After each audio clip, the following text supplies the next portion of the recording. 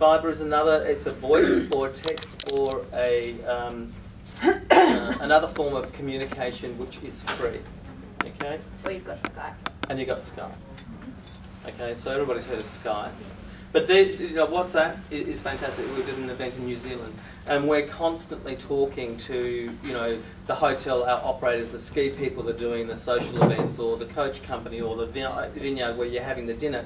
And if you imagine with international calls and when you're on site, it really does add up when you've got 3 staff with you, or it adds up. So anywhere where you can reduce the cost but to give the good service is what you can look at as well.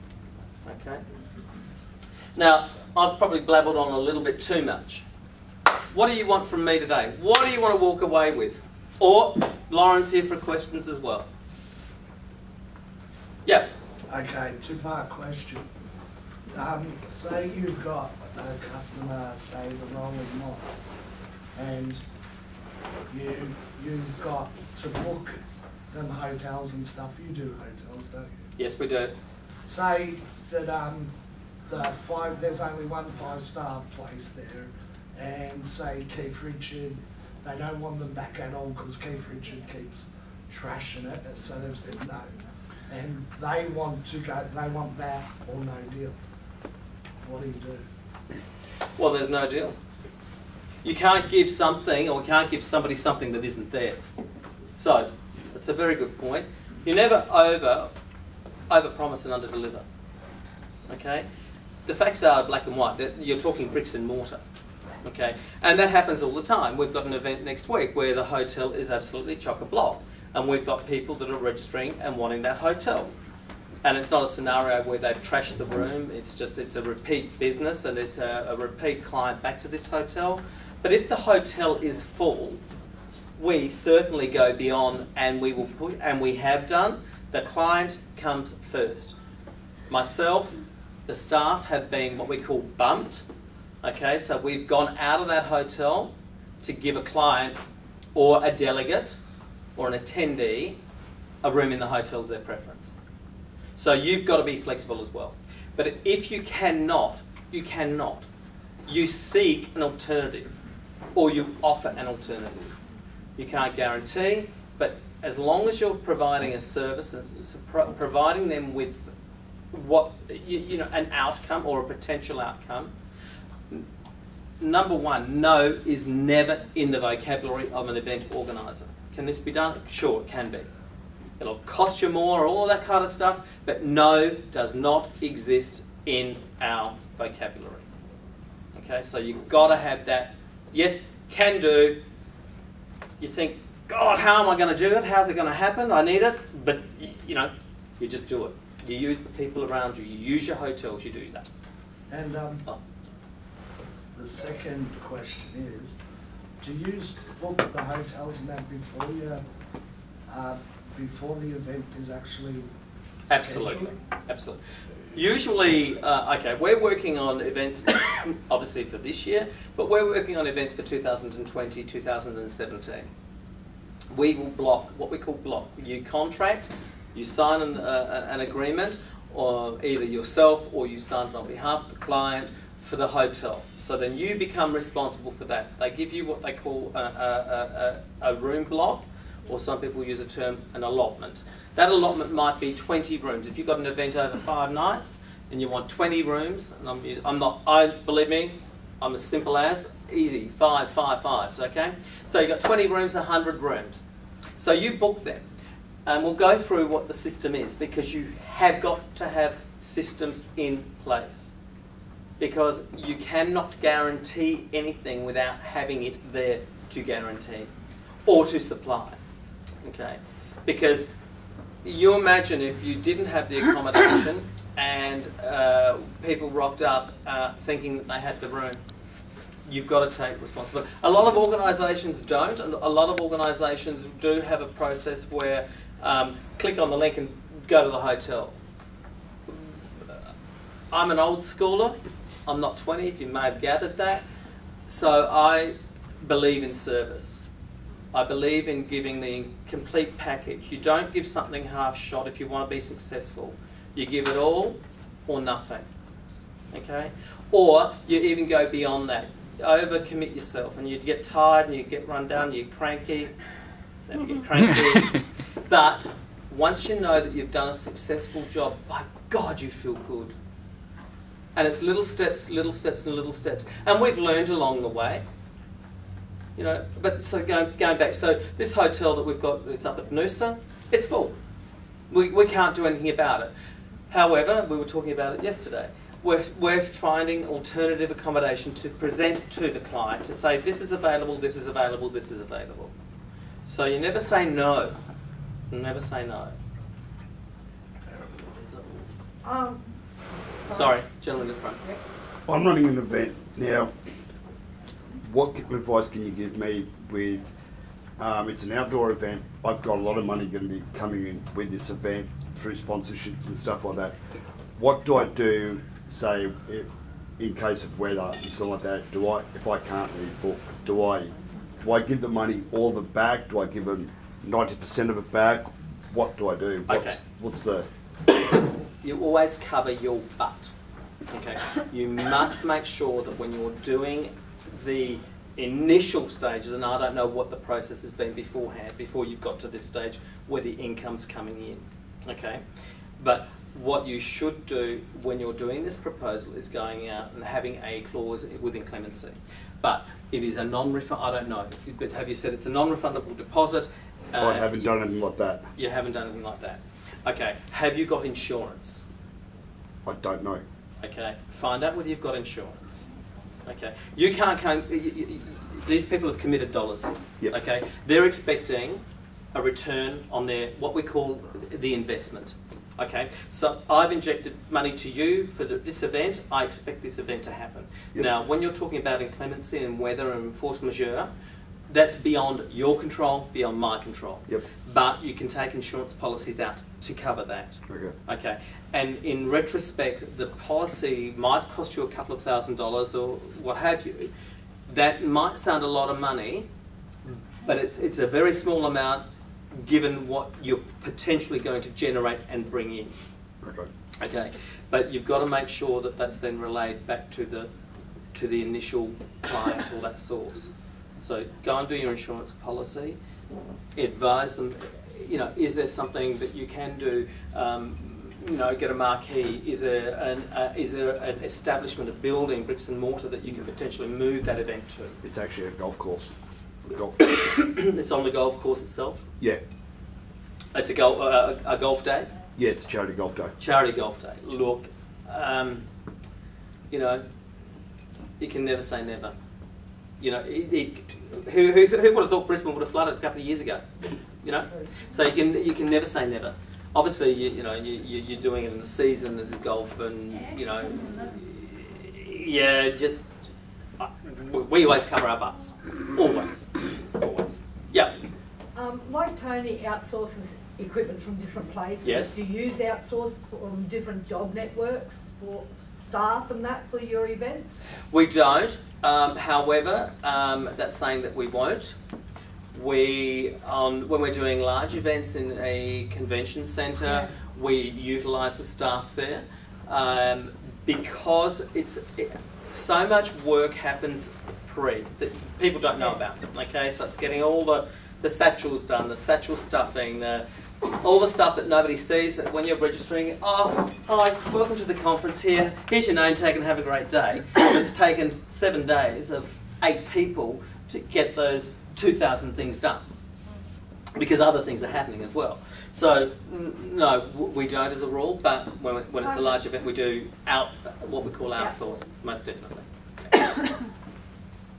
Okay, systems are one thing, and let's hit on that because I know that I'm probably going to go over. Lauren, how do I get this? Oh, there, look at that. Okay, just a little bit of a brief overview of us. We do. In the events world, or in the professional conference arena, there are a number of bodies, okay, and I don't know whether you've heard of the PCO Association or MIA, those kind of establishments. What it is an organisation where collectively like-minded people become members of an association, they work together, they chew the fat, discuss the issues, go on about bits and pieces, and hopefully guide the industry. Because the industry is quite an open industry and not necessarily heavily governed. There's incidences where a lot of people in the industry, potentially, and this is my pure thoughts and maybe some of my colleagues and peers, don't think that they should be in the industry. But, and it's only because things potentially don't go right, or look, there's a plethora of reasons why we could go into that. But these kind of guys, and being a member of the conference organiser, PCOs, they can also lobby the government, they can lobby hotels, they can protect you, they have a lot of things. So we became a member of that. In that process, I also, because of, I have a degree in hospitality management, blah, blah, blah, but I mean that was when I was in my teens, I became accredited through that. So I personally am an accredited event manager, or what they call certified. I think that's certified makes me sound like a nutter. But anyway, yeah, probably I am a nutter. You got to be a nutter, believe me. Yeah, and so is our company.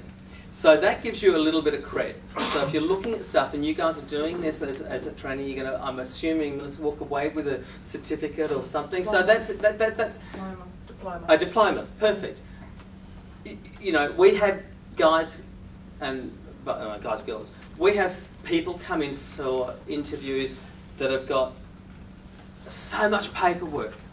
Okay, and what that does do, number one for me, Lauren as well, I'm assuming, and we've discussed this. A paperwork is fantastic, but don't put your morals on that. Okay, what it does show to me as a potential employer is that you have shown dedication, you have shown commitment, and that's all it is, because you are putting in the hours to get that recognition. What then happens is that what in theory you've been taught, it's out the window because it's the real world and it changes. Okay, and a lot of it, adaptivity, you have to be adaptable to be able to process theory to practice, because even our systems, I keep going back to systems, there's the one word that I'm going to use a lot is systems. You've got to have policies, you've got to have procedures, because everything funnels in. You can't do this level if you haven't done that level. Okay, and that's anything in life, anything in life. But so, where was I? Who asked this question? No? Stuff. This is it. That's right. Full. Okay. Go back.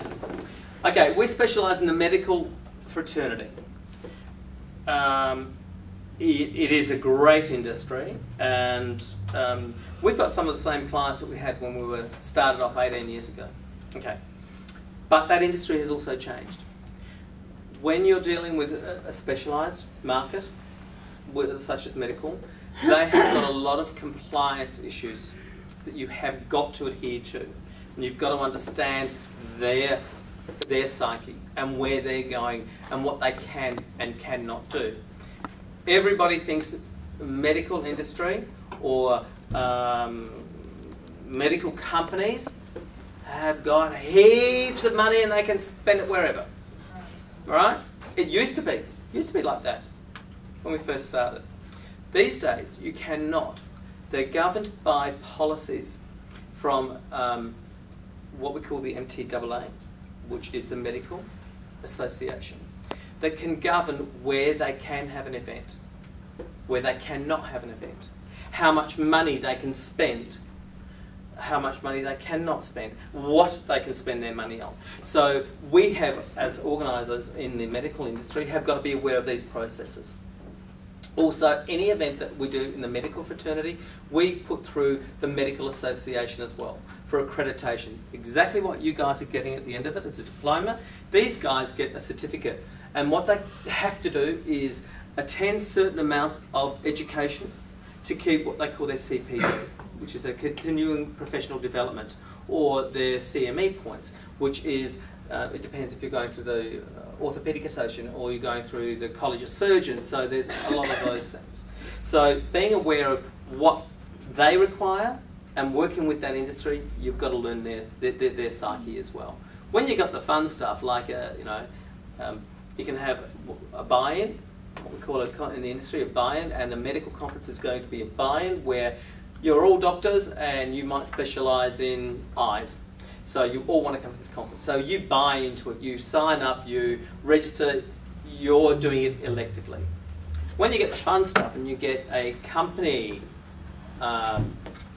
conference where you all work for BHP and you've done great and we're all going to go and have an incentive and we're all going to go to Fiji. So you're all going, there's no questions asked. That's the fun stuff. They're good. This is hard work. So, you know, we've managed, we do the Asia Pacific region.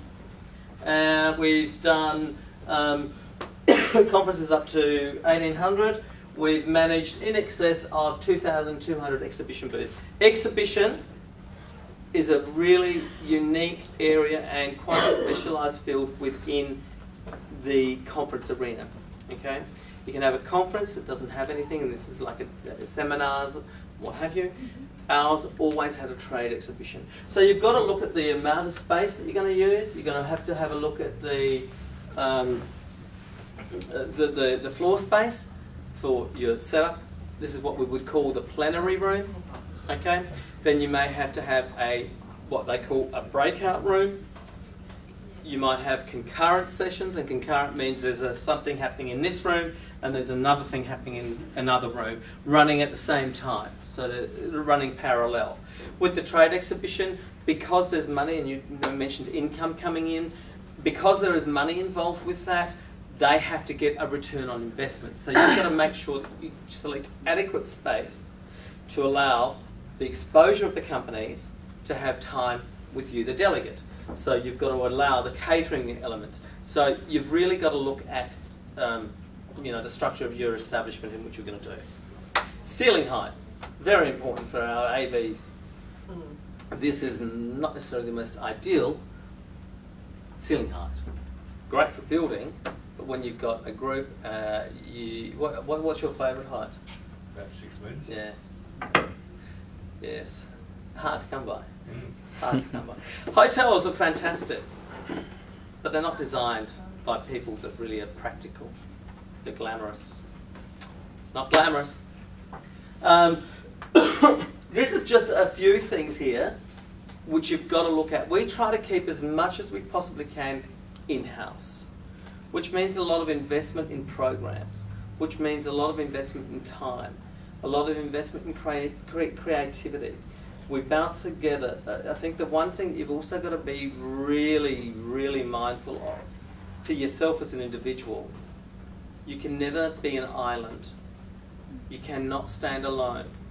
Whilst you may have tasks and you might have to do things on your own, you always need the support network to be able to bounce off, to share, to, you know, there's projects, you'll work on a project, and you know, our company structure is, there's certain body parts that Lauren will look after, and there's certain body parts that the other guys in the office look after.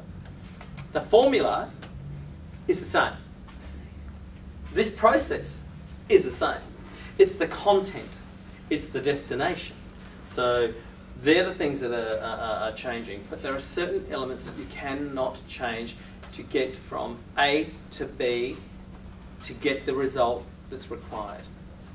And you know, your goals are in concrete, but your paths are often in sand. Okay, so you have to deviate.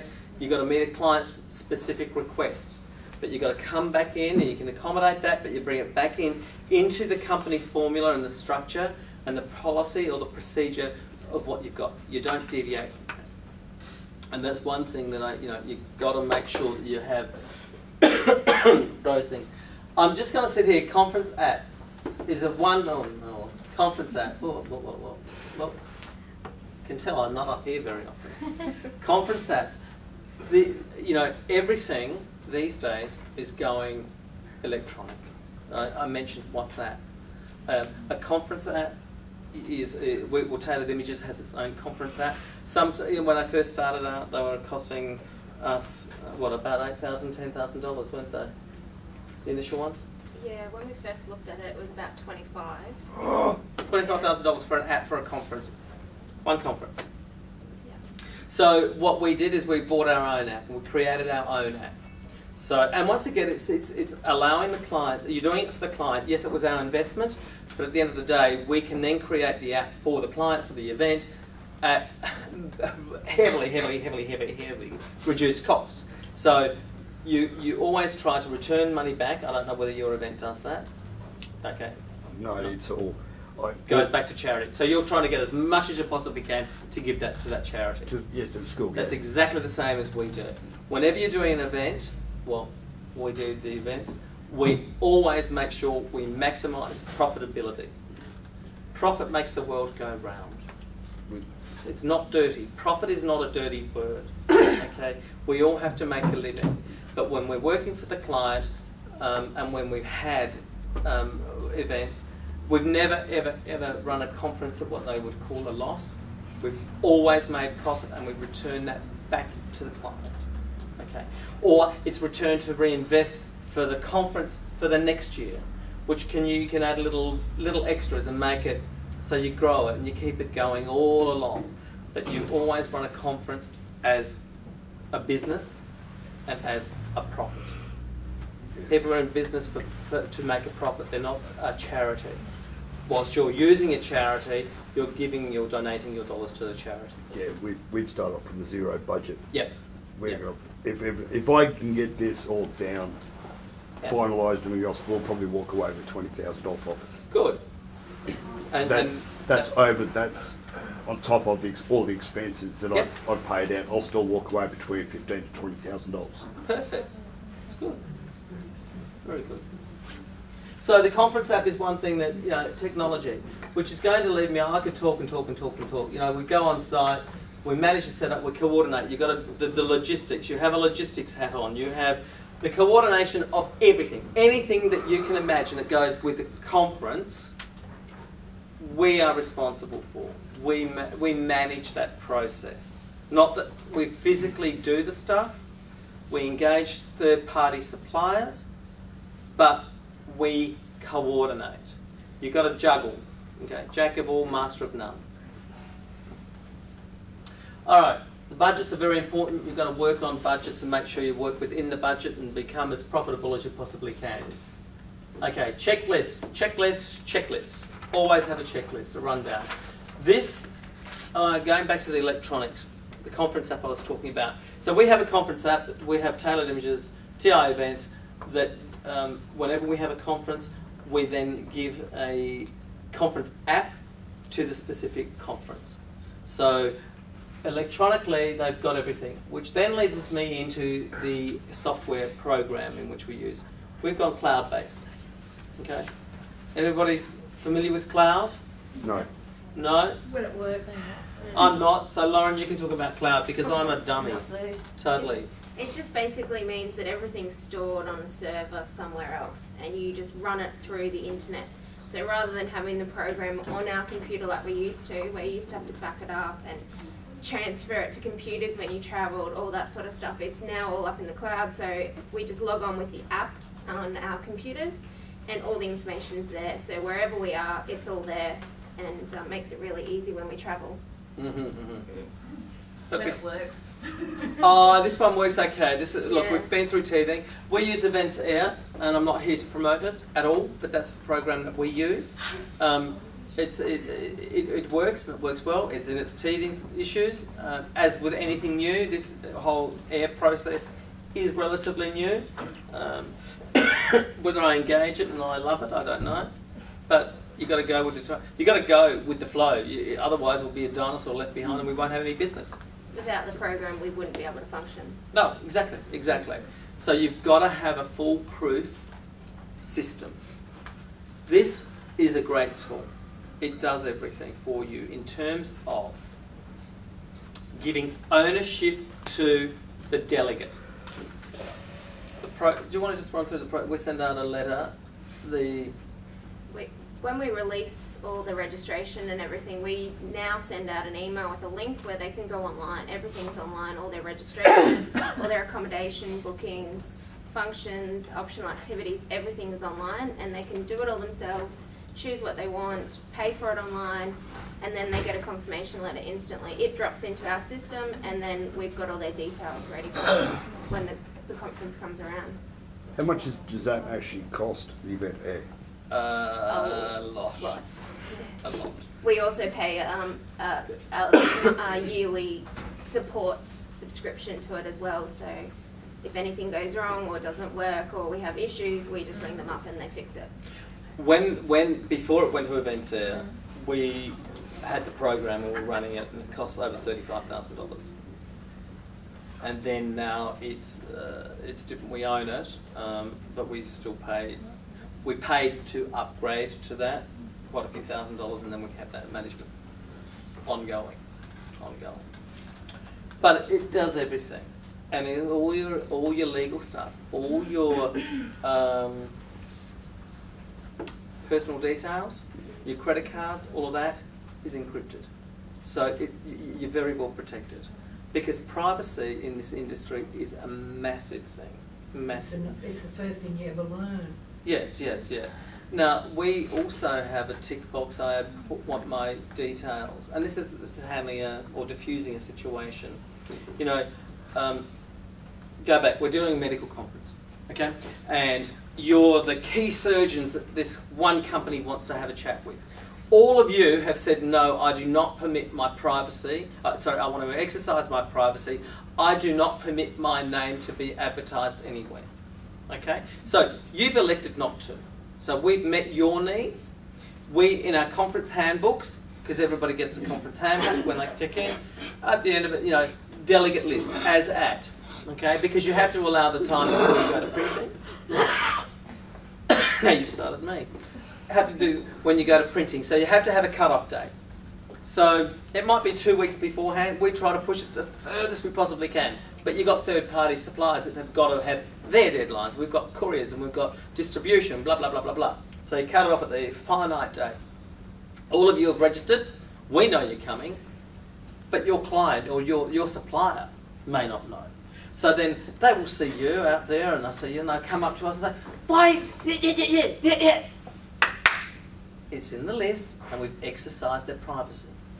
So we protect both parties. Sometimes we become very much the adjudicator in some situations. But it's an education process. So going back to this program system,